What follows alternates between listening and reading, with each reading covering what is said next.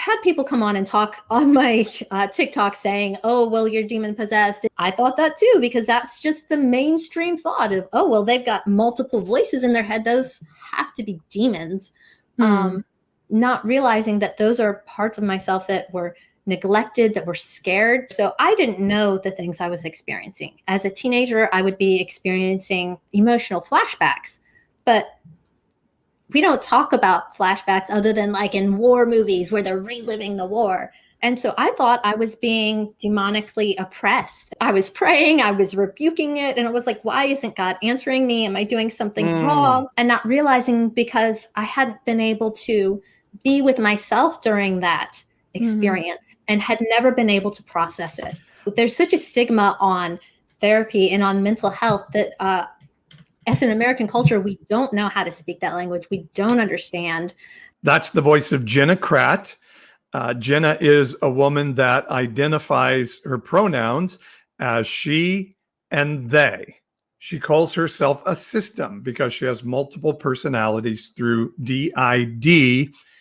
And she's going to explain to us in this podcast what D.I.D. is. But what you're about to hear is a live stream podcast I did with my partners from Evangelicalish this week. And I just thought the story was so important, I wanted to provide it to my nonpartisan evangelical podcast list as well. I'm Pastor Paul. And let me tell you, mental health and spiritual well-being and emotional well-being are topics that are starting to be talked about in church circles, but we do not handle them well. We've treated so many things as demonic that need to be cast out, as disorders rather than parts of humanity that are beautifully and wonderfully made of God. And Jenna's going to give us some insight into D.I.D. and how the church can better deal with people that have personalities that are not demonic, but rather protections that we believe are provided by God and Holy Spirit to help people function through the day. Does Jenna want to be fixed from D.I.D.? We'll ask her that question in this podcast. And so I often talk about this podcast being about proximity, being around people you may not have known before. And now you're going to hear from a person that is more than one person, a system, that has different personalities that will come forth, that will front for the person in order to protect that person who has been traumatized in their life. It's such a fascinating discussion. I asked my Evangelicalish partners if I could bring that podcast to you here on NPE today. So don't miss it. Jenna Kraft on the Evangelicalish podcast. And it's so important, I wanted to play it here on the Nonpartisan Evangelical podcast as well. Don't forget, if you want to help support this podcast, go to my Patreon page. There will be an ad that will tell you how to do that in the middle of this podcast. And I love your friendship and support. And you guys are great to keep this message that God is not mad at you going out to the world. And even to some Christians who have no idea that God's not an angry, judgmental guy sitting on a throne throwing darts at everybody. God's not mad at you either, but he would like for you to stop being mad at everybody else. So now, Jenna Kraft, somebody with D.I.D., going to talk to us in the church about how we deal with mental health issues and do it better. Right here on the Pastor Paul podcast and the Nonpartisan Evangelical podcast at pastor-paul.com. For those willing to listen, learn, and have eyes to see and ears to hear, this is the Nonpartisan Evangelical, where we're challenging the mindset of right-wing Christianity and encouraging people to have their minds renewed and hearts transformed. Let's have better conversations about the life modeled in the Bible so we can truly tell the world God is not mad at you. This is the Nonpartisan Evangelical Podcast at npepodcast.com. So tonight we have a really special guest. Her name is Jenna Kraft. She is at Gianu System on TikTok. That's GIANU System. I actually became friends with Jenna because her husband followed Paul and found out that they lived in the same town that I live in. And so we got connected. So I actually met met them on TikTok because they live here. So I'm real life. Cleveland, Tennessee is the center of the deconstructing Christian world. It's also the center of Also the racism. center. So And like uber conservative. Maybe the two coincide, right? yeah, there's a battle going on. Spiritual warfare. Yes. So Jenna, her pronouns are she, they, right? Yes. Oh, they're in her thing. So they are a system because they have D.I.D, which is dissociative identity disorder. Yes.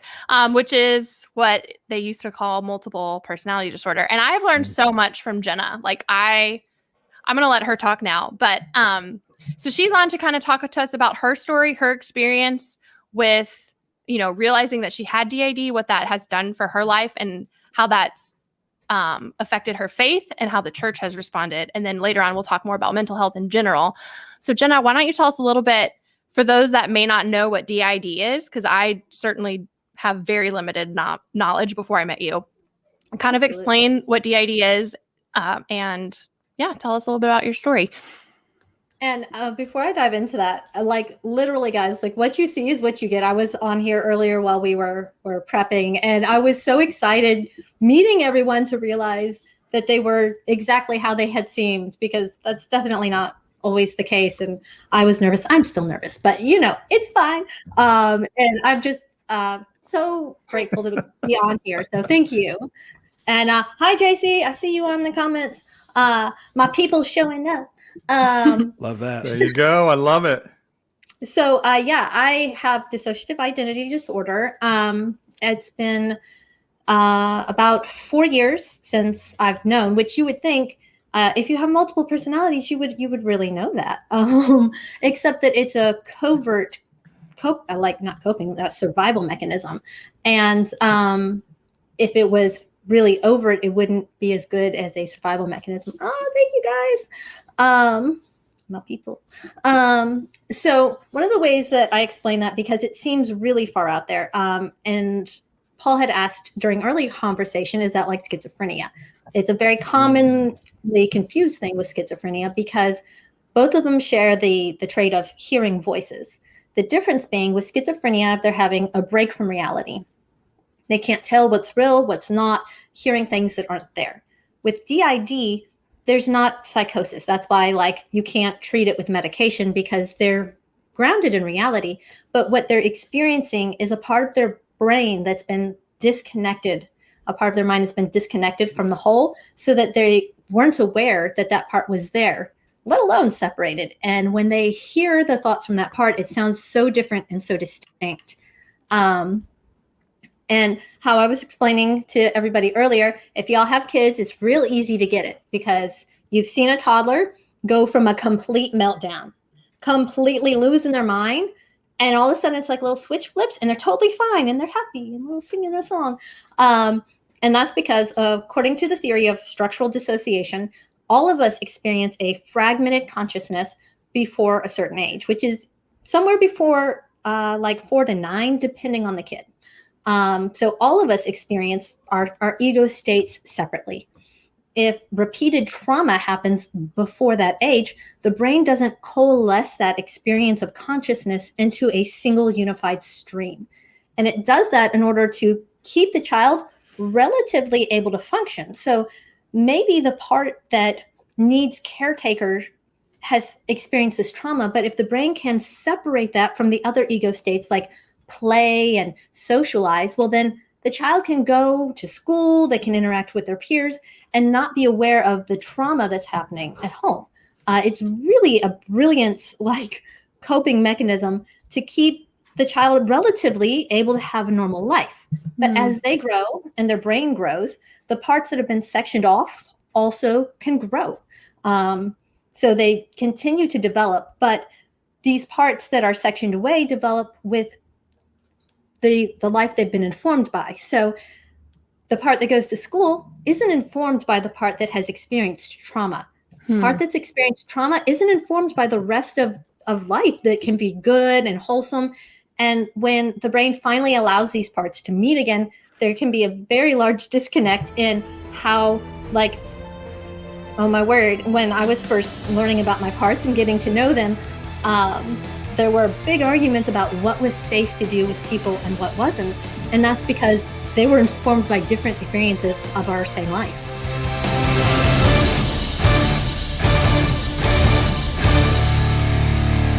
Isn't this a fascinating discussion? I hope you're enjoying it. It's the Evangelicalish podcast. We do it every Wednesday night at 6 o'clock Pacific. And you can catch April and Jeremy, my TikTok friends, every week when we talk about deconstruction of evangelical Christianity and what that can look like in a very beautiful way. Right now, I want to ask you, do you feel like you can be a part of helping to financially support what I do? I don't do a traditional ministry. I do it through Patreon subscription. And if you want to join and help support, here's how you do it. Why join the Pastor Paul NPE Patreon community? Because it's where all the nonpartisan deconstructing interaction happens. On the NPE Patreon page with Pastor Paul, you get special regular E-Inspire content that you can't get anywhere else. You get access to our podcast guests that aren't available to the public. There are special Zoom sessions with Ashley and me and previews to what's coming next in the Pastor Paul world. You're invited into the private NPE Facebook discussion group, and there's access to the audiobook version of Paul's novel, Joseph Comes to Town, which isn't available anywhere else in the entire world. And at higher levels of commitment, we can have one-on-one visits together or even coaching from my Pastor Paul coaching curriculum. The number one reason, though, to join the NPE Patreon community with Pastor Paul, to help promote this message, my message, that God is not mad at the world. Your subscription helps fund the Pastor Paul work so we can bring this message to everyone, everywhere. So help support the Pastor Paul Nonpartisan Evangelical Patreon community. Join the Pastor Paul NPE Patreon page and enjoy the benefits of your subscription today. And help me, Pastor Paul, share with those who have lost their faith community and need to know that God is not mad at them. Go to our website on Patreon at patreon.com/NPE podcast. That's patreon.com/NPE podcast. Thanks for considering being a part of supporting me financially in prayer and friendship, and I appreciate it a whole bunch. Now, back to the Evangelicalish podcast with Jenna Kraft as we discuss mental health in the church right here on the Nonpartisan Evangelical Podcast at pastor-paul.com.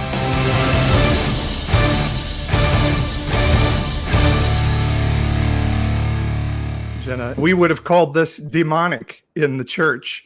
Absolutely. And maybe still do call it demonic in the church. I do think we're becoming more informed, but you have a positive light on this, and I find that interesting. So you see this as a positive and a part of maybe something amazing in our physiology and our mental abilities. It's been so healing, actually. Which Wow. It sounds funny to say, but my life has actually been so much better since I learned about my system. Hard, much harder, but so much fuller. There were experiences that I wasn't aware of, emotions I wasn't aware of. I'd never felt anger until I was 25. I never even felt the emotion of anger because my brain was like, anger is dangerous. We're just gonna cut that off. And it wasn't until I was in a place of safety that I was allowed to begin to interact with these parts. And yes, the A system is super fun. I enjoy following them as well. So I've had people come on and talk on my TikTok saying, oh, well, you're demon possessed. It's definitely something that the church informs our thought process on.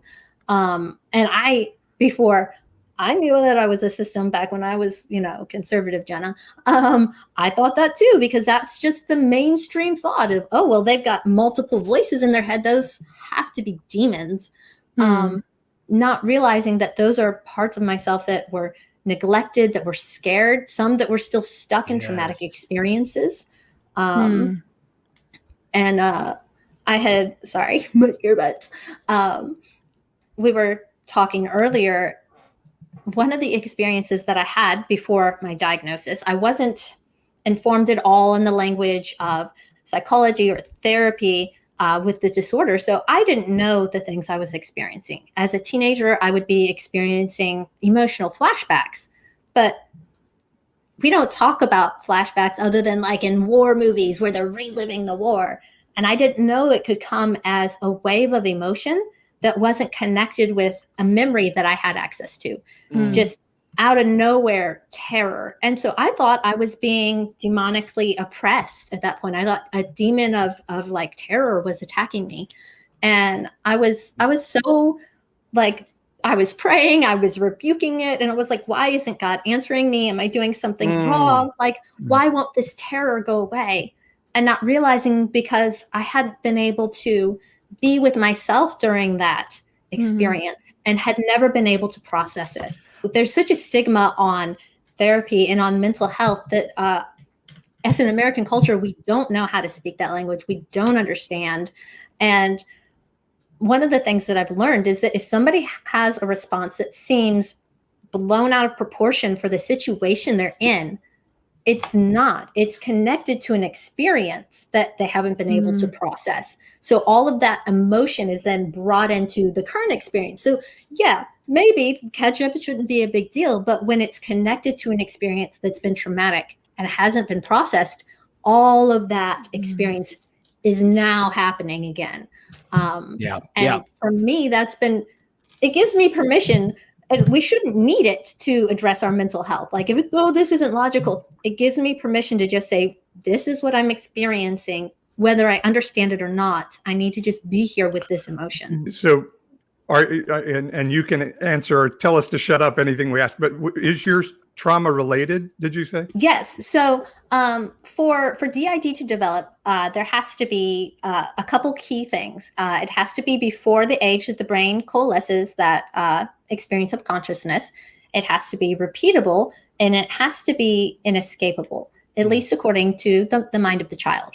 And the final one is attachment styles. There has to be an insecure attachment. So I don't know if you guys know about attachment styles. That's a whole really delicious dive. But anyway, so for any trauma that is repeated and that the child deems as inescapable, whether they could escape or not, the brain is like, okay, I need to make an escape.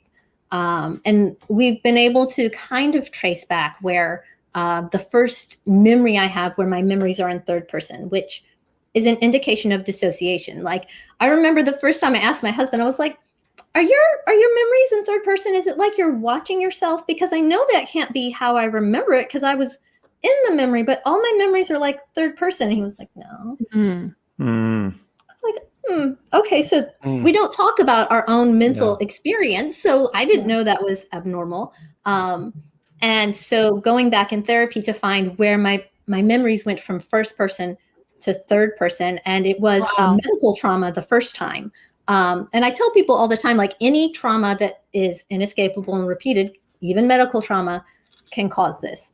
I'm just reading some of these comments, and you know, I look at the very last comment in the feed, you know, talking about that being a camp counselor, and that you know, a fellow counselor said, you know, people should overcome depression with prayer.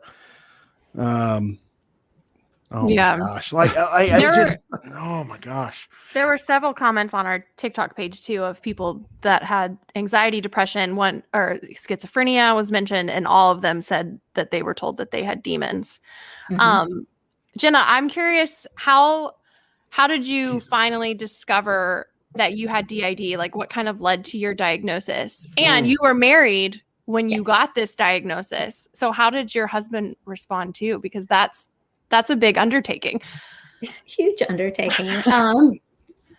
So I knew I had childhood trauma. Like I remembered a decent amount of it, but I was like, you know, I've done a lot of self-help work. I've read a lot of books, whatever. And I was in my mid-30s and I had a major dissociative episode. I didn't know that's what it was. I didn't know what dissociation was, which I can, you know, define that for y'all if you need.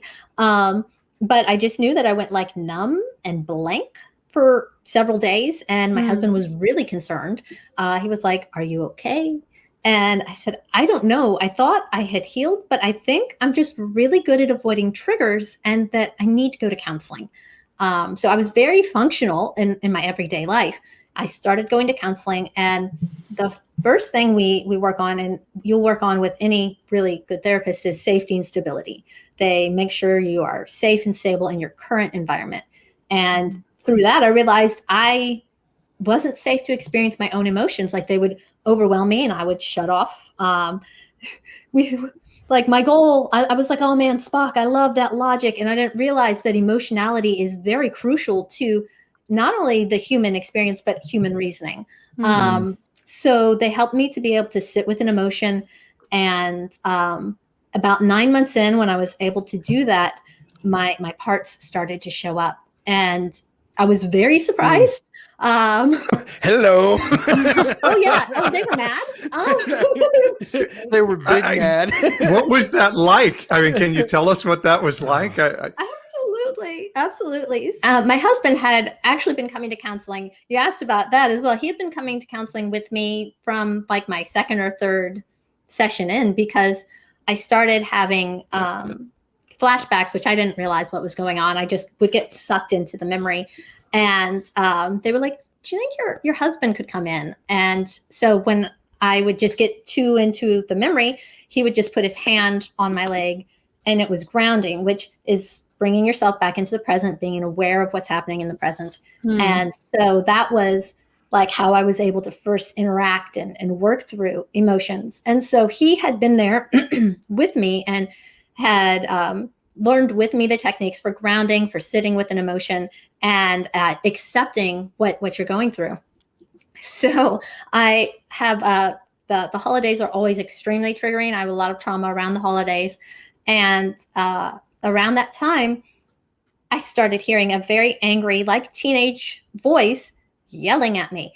And I was trying to like be fine. Like my ignore it was my go-to. Yeah. And finally I couldn't ignore it. And so I was like, so Jonathan, there's this angry teenage girl yelling at me in my head, and I'm scared and I don't know what to do. And he was like, have you tried asking her why she's mad? No, wow. I'm trying to not do this. And that was exactly Smart what husband. needed Wow. to happen. Oh man, he's good.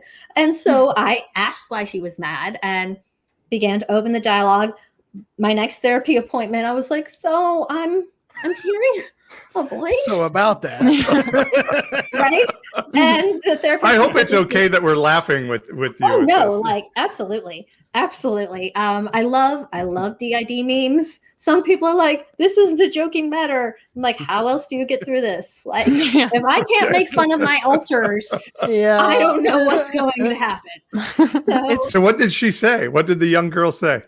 Oh, well, so I go in to tell my therapist, and she says, is this an internal voice or an external? And I was like, oh, it's internal, but it's definitely in here. It's in here, but these aren't my thoughts. I've never thought these things. And she was like, well, this sounds like a progression toward healing, which was so helpful. And so what happened, the thing she was saying, when I was 12, I had several weeks where I was kind of plotting my undoing, where I would go, how I would do it. And at that point, one of my alters stepped in and locked away the part that was having these thoughts, because that's what the system is. It's there to help keep you alive and keep you safe. And sometimes they don't have the best methods, but they're doing it however they can. So that part was locked away at 12. And when I achievement unlocked, she was able to talk to me again. She was right at that point, but now we had the skills between us to process what she could not process at the time. So in listening to her and in listening to what she was upset about and the things that were like hurting her, we then went through the months-long process of like giving voice to that, acknowledging that, yes, this is horrible. All these things are terrible. And then her being allowed to heal. And it was incredible. Absolutely incredible. Now, you mentioned something about, and remind me, they're alts, right? Alters. Yes. Yeah, alters. Yeah. So you mentioned that some of those do not come from necessarily a place of trauma, Correct. right? But kind of more of a place of protection and empowerment. Is that correct? Absolutely. So I for sure have two that don't have any trauma. So there's Lil, and she's a child, so they call those littles a child alter. But she's the me that had no experience of trauma. So she's absolutely confident in being loved. She loves to dress up and have fun and be around people, and she is a delight. It was amazing when I met her, getting to see her take on our life, because I have chronic illness and, mental illness and all of this stuff. And I feel like there's not a lot like that I can do and contribute to society, which is totally the productivity American ideals of what a person's worth are. Say totally that. bogus. Say that. Right? But she came to the front and she was like, wait, we're married? We have a puppy and a kitty? We're writers? Aw. Like, all of her childhood dreams had come. Like, she comes to the front. We're full grown with everything she'd ever wanted in life. And it was so healing to be able to look at my life from that perspective. Hey.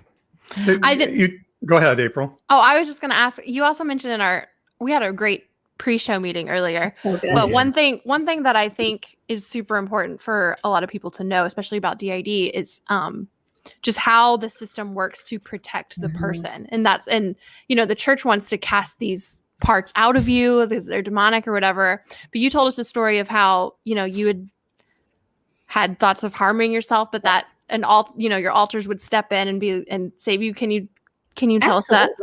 Absolutely. So the system is made for protection, and sometimes the altars don't know the best way. But if you're in therapy, you're learning to work together, like they learn, they heal, they get better coping mechanisms as well. So I was telling them about my altar Anthony, which that one was the shock for me. I was not ready to meet my male gay altar. I hadn't met any male altars. I didn't know I had any, and that he identified as gay and attracted to men. I was like, I can't handle this. But and likes different food than you, right? Oh gosh. So I hate salmon.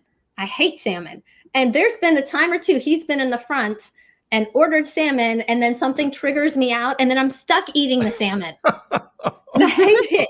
Like, absolutely hate it. But so we talk about how the church affects this sort of thing. Because I grew up in purity culture, having any kind of sexual feeling was considered sinful, right? Like, no.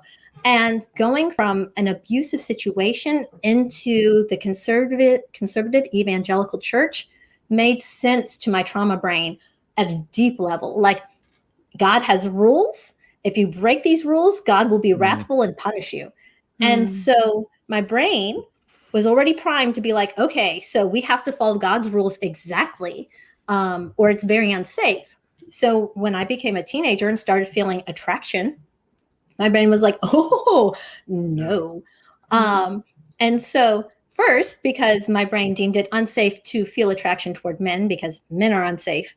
As a woman, it stuffed that into everyone has gender on a spectrum. We all have parts of ourselves that are more masculine and more feminine. So my brain stuffed that into masculine part of me and shoved it down in the basement. Like, nope, we do not feel attraction, and we do not feel it as a female. No. Because that is how the church sells sexuality. It's so divided and so separated. Wow. That's really, sorry. Yeah. Oh no. But the thing about Anthony is he's one of the altars that doesn't have trauma. So he was created because, like, the trauma of, oh no, purity culture, I can't feel these. But when he comes to the front, he has the freedom to feel attraction and not feel guilt. Like, it's amazing. But I was recently in a bad place, and as an adult, I've never had them have to come and rescue me until recently. And just a whole bunch of stuff all snowballed at once. And I was in the grocery store and I was feeling like shit. I was like, I'm the worst, and I'm not going to be able to do anything with my life that's worthwhile. And all of a sudden, Anthony switches out, and I went from feeling like I was shit to Anthony being like, oh no, we are the shit. Any of these people were walking by, any of these people would be privileged to have you give them some of your time. And once again, being able to see it from another perspective was so helpful, and me being able to de-escalate, to be able to look at my situation differently. And I gotta say, the confidence, if I could have that confidence all the time, the absolute, and fantastic. And you know, something that you talk about, these definitely a couple of different personalities that'll come to the front and kind of give you peace and give you that refocus. And, you know, even in this situation, you're talking about, like, save you. Very much so. But the church would say, the evangelical church would say, these things are demons. We must cast them out. And so to me earlier, we were kind of joking around about, like, that whole process with the evangelical church. And I said, it's like Civil War surgery. It's like before we really kind of thought through the way, like, modern medicine should work. And it was like, oh, you have this paper cut. Well, let us amputate your arm, you know? And that's the way I see the evangelical church treating mental health, and probably namely, especially Jenna, the path that you have walked, because it's like, we need to cut these things out of you. And it's like, at what point is the evangelical church going to progress and going to mature into realizing that this could be good and protective, and we can offer safety in these things and just meet people right where they're at and go, you're not bad. It's just who you are. And, but unfortunately we're still, the evangelical church is still in the business of amputating when they don't understand. Well, and Jenna, and that's a problem. If we could cast Anthony out of you in the name of Jesus, what would that do to you? Oh, so I've had I've had a lot of people on my channel have had exorcisms performed on them, which, one, it doesn't work because this is a part of your brain. It's a part of your personality. It's just not a part that you were able to be connected with because of trauma. But the exorcism probably is trauma in and of itself. That's exactly what happens. They're then further traumatized, and then those altars are further traumatized. So Anthony, not having trauma, then could have a traumatic experience and lose that beautiful confidence because of going through that. And a lot of people, a lot of systems, which is what people with D.I.D often refer to themselves are, because system of personalities. A lot of systems have had very negative experience at the hands of the church. Like most of them just leave. I know there's a few that are still involved with the church, but it's something that is so triggering, because exorcisms, because them saying, oh, what you're experiencing is demonic. And because those that stay usually can't be known. Like, you know, it's like being gay in the church. Like, yeah, you can be that, but can you be that openly?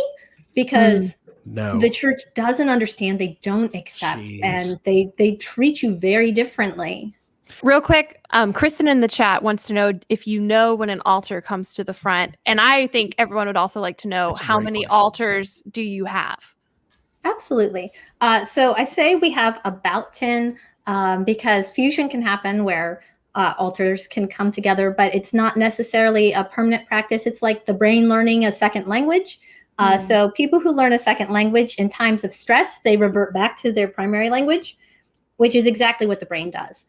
So altars confuse, but then in times of stress and trauma, usually they come back out, because this is what the brain knows for stress and trauma.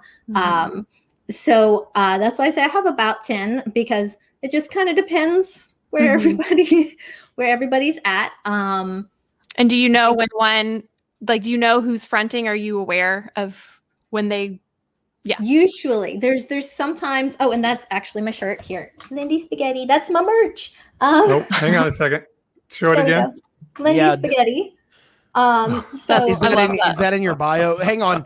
Quick plug, because we got to get it in. Can people get that and link in your bio? Absolutely. On YouTube, on TikTok, it's in my bio. I've got a fun merch store.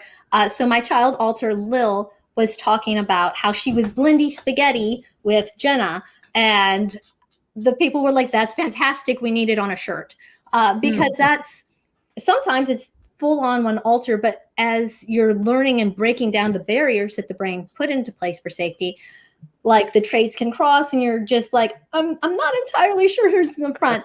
That's what we call Blindy Spaghetti. But is it possible? Sorry. I just have to ask this question. Is it possible that there is more than one at the front at a time? Just for clarification. Yeah. So that is called, there's several different kind of varieties of that. So you have co-fronting, which is where two alters are fronting at the same time. And fronting is being in control of the body. When they co-front, that is a very weird feeling, because at any moment, if I was co-fronting with Anthony's, usually who it happened with, like I could be going to do something and Anthony's like, "Oh, no, honey, we are not wearing that," is usually his statement. We're not wearing that. Then there is co-consciousness, which is where one is in the front, but there are others who are aware. So I could be like, well, right now I'm talking to you guys as Jenna, the host, like, welcome to my system. I'm the host. Let me introduce you. But because I've been talking about Lil, she is aware and paying attention. She's co-conscious. Switching is when we kind of pass the baton for who's in the front. Triggers can cause a switch very quickly. If there's something that makes me angry, because I don't handle anger well yet, I'm still learning. I'm in therapy. Jennifer Adriana, will usually come to the front with all of her badassery and handle the problem. And she's fantastic. She doesn't get like, I'm trying to compare her like to somebody in media. She's just very like, no, this is how it is. This is what's happening. We will not accept this behavior to be done to us. She's fantastic. Like everyone needs a JA. No, she's not a douche about it. Yeah, so we had what was called a sozo ministry in our church, and which was an inner healing ministry, and there was a big controversy about this exact issue of there was a ministry we worked with that they would say, they called it guardians, and they were saying in a training, like, you don't take somebody's guardian away until they're ready to let it go. And that was we had much discussion about, do you allow this to stay or not? You had talked about your little one having healing. So what does healing look like in the church for somebody that's D.I.D, Jenna? How do we very empathetically and progressively and with healing in mind work with this? I think the very first step, which is the first step in healing in a lot of areas in our culture right now, is believing people when they tell us what's going on without judgment. Just when they tell you, this is happening, I'm experiencing this, just believe them, and I'm here for you. I might not know what to do, but if you know how I can help, just let me know. So do you feel like integration of these parts at some point would be something you would desire, or do you feel okay as you are? My husband and I have talked about this extensively, because so healing can come in two ways for multiples. There can be fusion, then they call it final fusion, when all of the parts come together, and functional multiplicity. So I'm at a point of functional multiplicity right now. My parts and I have met each other. We get along. We listen to each other's concerns about the life that we're sharing together. And I, being like, I would love that confidence. Like, I look at fusion and go, that would be nice. And my husband goes, I would miss everybody. Please don't And so Sweet. our goal is whatever health looks like. Some people really go like, I'm going for fusion, or I'm going for functional multiplicity. And I'm like, whatever my brain does, whatever our path toward health, wherever that takes us, that's where we go. I just have to say too, I've also met Jonathan, her husband, and he's great. But I just think it is so beautiful how, because you've told us before that he can recognize who's fronting without you telling him. Dang. And I think, didn't you say that he like took Anthony out on a date one night? Like, I love that.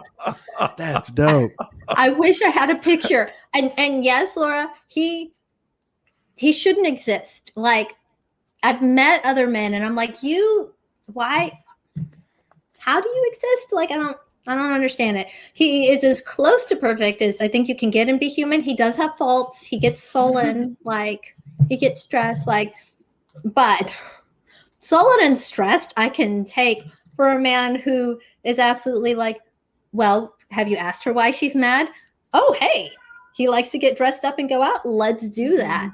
And he's, oh my gosh, absolutely every part that he's met, and he's an Enneagram 7, if anyone, like, if that gives you a bead, like, for him, this has been an adventure. He told me, like, who else has been married for 15 years and then meets parts of their spouse they didn't know, learns things about, hears stories they've never heard before. He was like, there's just more of you to love now. Wow. Right? That's great. That's beautiful. We need the church to be like Jonathan.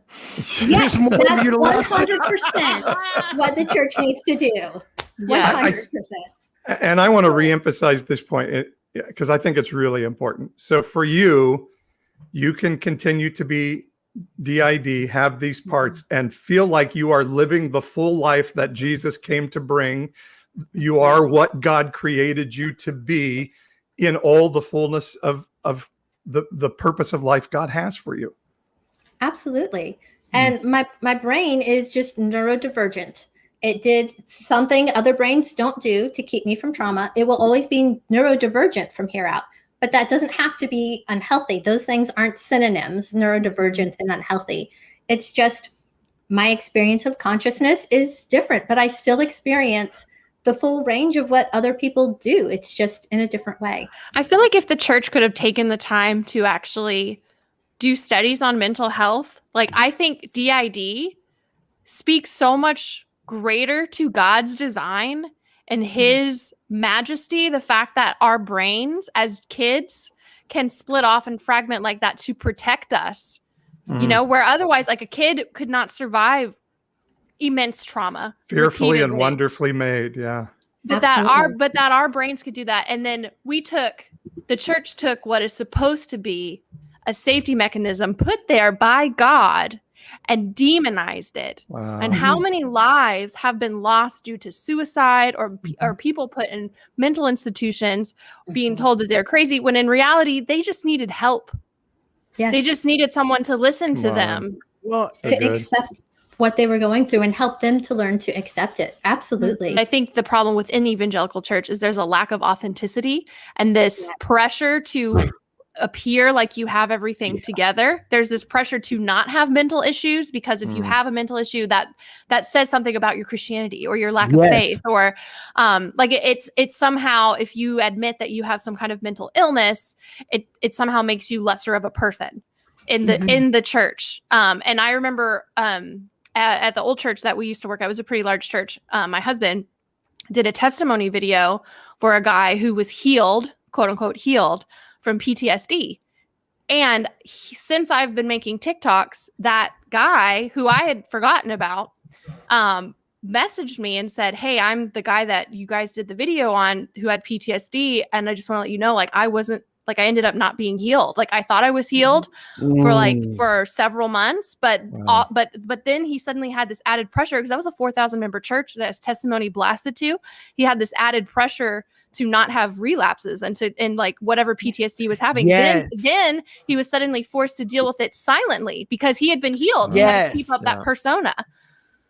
Absolutely. Wow. And then he can't get help. And this is how, like you were talking about, this is how people end up committing suicide, because then they don't have they don't feel like they can reach out because, well, if they had enough faith, maybe then their healing would have stuck.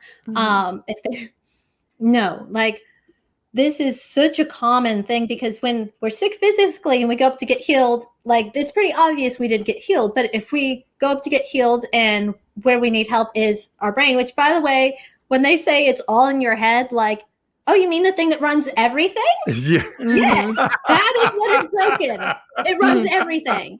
Absolutely. You mean Absolutely. the CPU unit for this entire process? Yes, it is in my I head. think this is a fascinating question that Joy has here. Do your altars have connection to God similar to Jenna? So this was a fascinating experience for me. So I have people with D.I.D, one of the components is amnesic barrier, so some memory issues. So I have that with a couple altars, but most of them, I remember everything that happens while they're out. And so experiencing their experience with God was it just expanded my view. So God really met each part where they were. Some of them, I think they all kind of believed in God because we have had mystical experiences that just there's no explanation for. And also, that's one thing that for us was hard about being open to our Christian friends about our disorders because, well, are they going to believe us when we tell them, well, God showed me this, God spoke to me because, well, your altars speak to you as well. Well, yes, they do. Absolutely. I listen to them too. But so Anthony, we were still going to church pre-pandemic, all this was like, I think I'd like to go to church. And I was like, okay. And is that okay? Like, can I go to church? Because when he's in the front, he fully identifies as gay. So like, it doesn't matter that he's in this body. Like, is he welcome in church as himself? And I was like, yeah, you can go to church. And so he went to church, and I recalled that the experience, like the pastor was talking and Anthony was having his whole experience with God, like separate. The pastor said something and it just like snowballed, segued. And being the only one of us that doesn't have a problem and issue with men, it cracked me up because God has come as, Father God to the most wounded of us who have father issues. To Anthony, he came as mother. He came wrapped in the feminine. And I am used to experiencing God. And I didn't think of masculine energy versus feminine energy until Anthony has this experience where God is like, come here, baby. Let me hold you. Like this mama love experience.